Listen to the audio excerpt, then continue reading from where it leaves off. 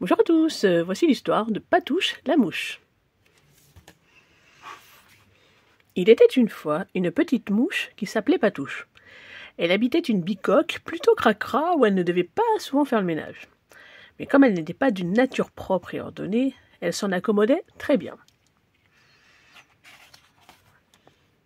Patouche ne faisait jamais sa toilette. Alors, tous les matins, elle se levait et s'en allait en sifflotant au travail.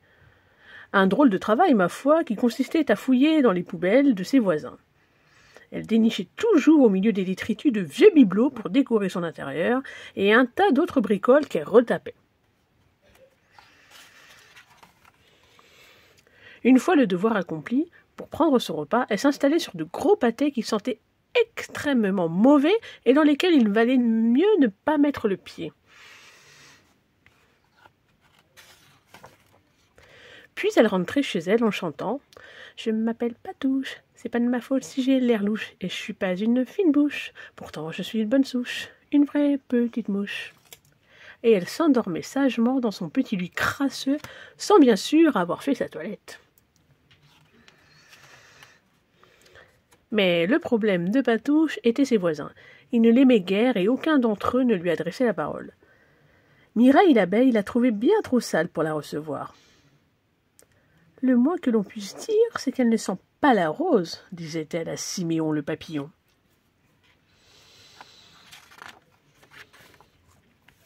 Alors Patouche décida un beau jour que tout cela devait changer.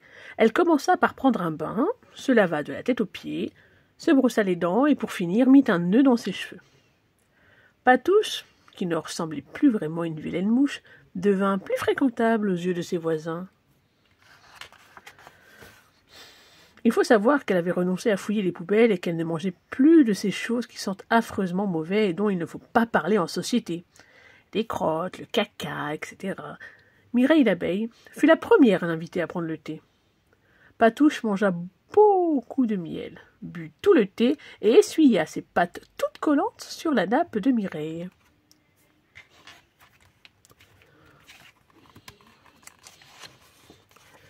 Ensuite, ce fut Siméon le papillon qui la reçut. Pour l'occasion, il fit un gâteau de pollen. Patouche mangea sa part, celle de Siméon, et puis tout le reste du gâteau. Quand Mireille rencontrait Siméon, il parlait bien sûr de Patouche. « Oh, cette mouche n'a pas de manière, mais elle ne sait pas se tenir à table. »« Je vous l'avais bien dit, chère voisine, même propres, les mouches restent toujours sales. » Ils décidèrent de ne plus inviter Patouche.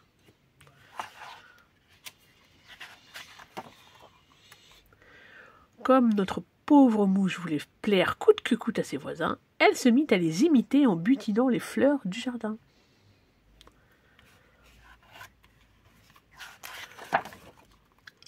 Un jour, elle fit la connaissance d'une autre mouche. Elle venait de la ville et s'appelait Nitouche. En voyant Patouche le nez dans les fleurs, elle éclata de rire.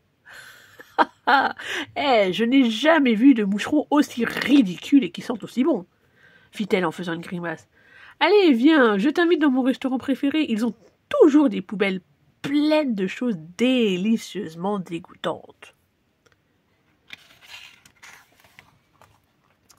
Depuis, Patouche se moque bien de ses anciens voisins.